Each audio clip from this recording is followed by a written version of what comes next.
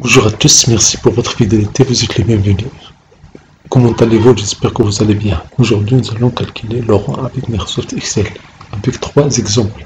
Un exemple très simple, nous avons les élèves, nous avons leurs notes. Donc pour calculer le rang, je vais écrire ici le rang, RANG, je vais écrire égal, RANG, j'ouvre la parenthèse. Donc ici, qu'est-ce que j'ai? J'ai le nombre. Autrement dit, le nombre que je vais calculer, dont je vais calculer le rang. Donc ici, j'ai B2, point virgule.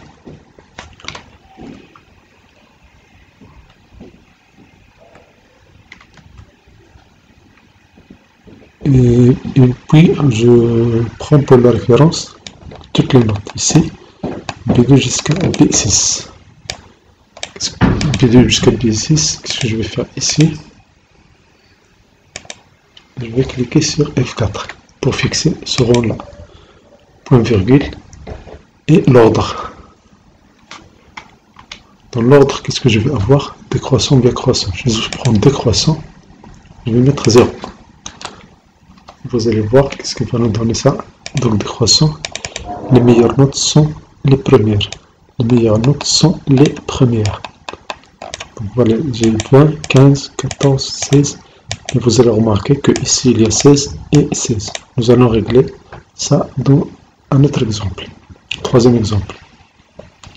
Maintenant, dans l'exemple numéro 2, nous avons une durée.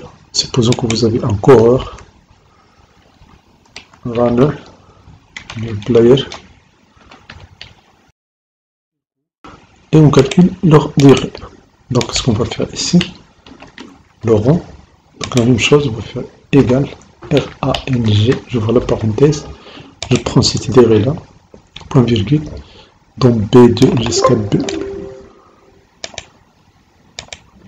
point virgule, je vais mettre ici la virgule parce que j'ai l'Excel version anglaise, puis je sélectionne cette zone-là, je clique sur F4, et bien sûr, maintenant on va prendre croissant.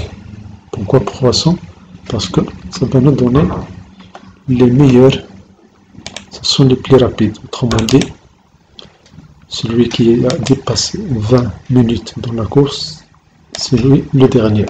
Parce qu'il y a d'autres qui ont passé juste 14 minutes dans la course. Donc ça c'est le premier, le deuxième, troisième, quatrième, cinquième. Ça c'est pour les sports. Maintenant,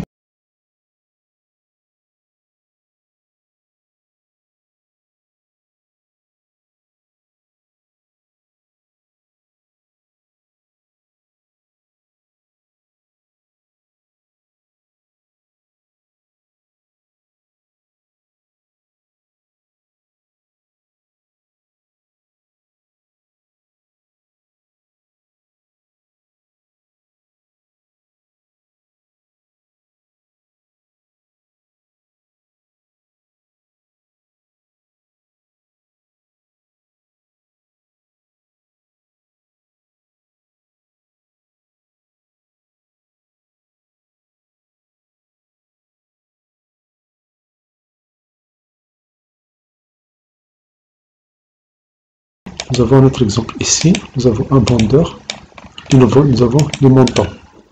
Nous allons calculer le rang de ces montants-là. Donc le rang, on va zoomer un peu pour que ce soit plus clair. Donc ici, je vais écrire le rang, j'ouvre la parenthèse, je prends le montant B2, point virgule, virgule ici, pour la référence, je sélectionne B2 jusqu'à B6. Je clique sur F4 pour fixer cette zone-là. Donc ici, je vais écrire 0 pour l'ordre. 0 pour l'ordre, je fais OK. Là, c'est 5. Et là, celui-là, le vendeur C et le vendeur E, ils ont vendu 2500. Donc, ce sont les premiers. Vous voyez, celui-là, même chose. Ça c'est le premier, et ça c'est le premier.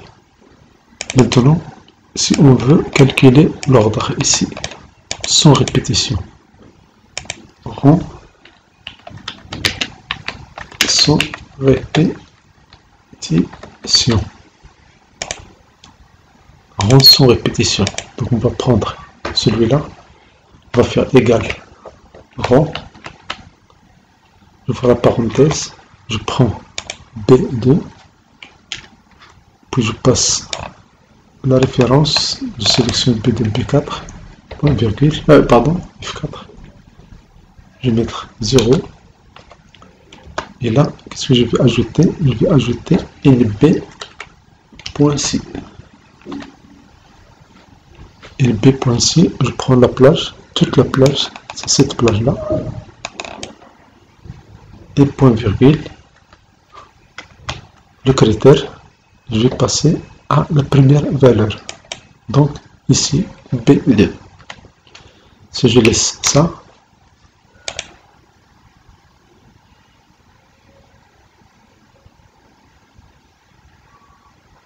je vais changer le format de cette cellule-là, je sélectionne toute cette zone-là, CTRL majuscule 1, et je prends un nombre, un standard, voilà.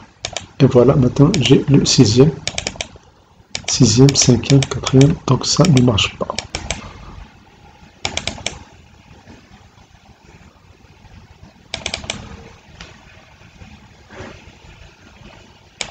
Voilà la solution.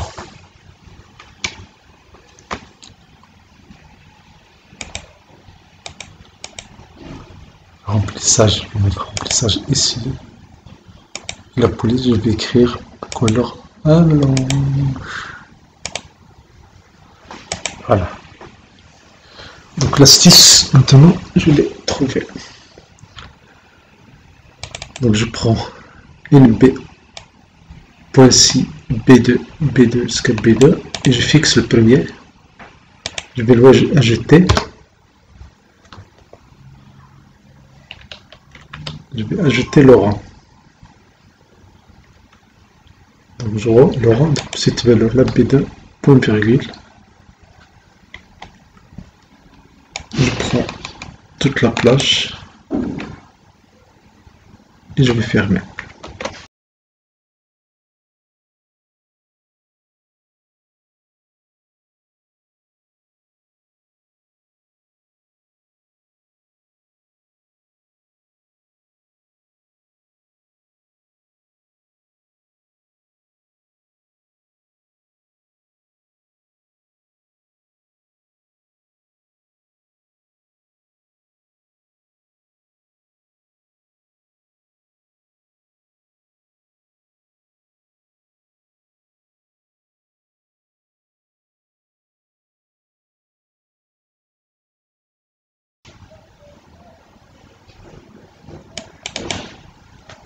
CTRL SHIFT 1, je vais mettre nombre, je vais mettre standard. Voilà, ici j'ai 6, 5, alors j'ai 5, 4, 1, donc puis je vais faire moins 1.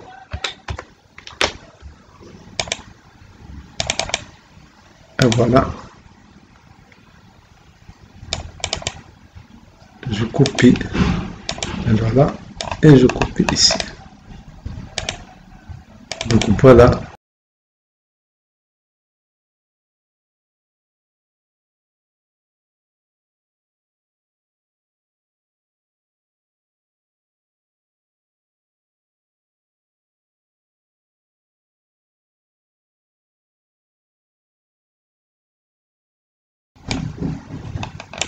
Donc voilà la formule sans répétition.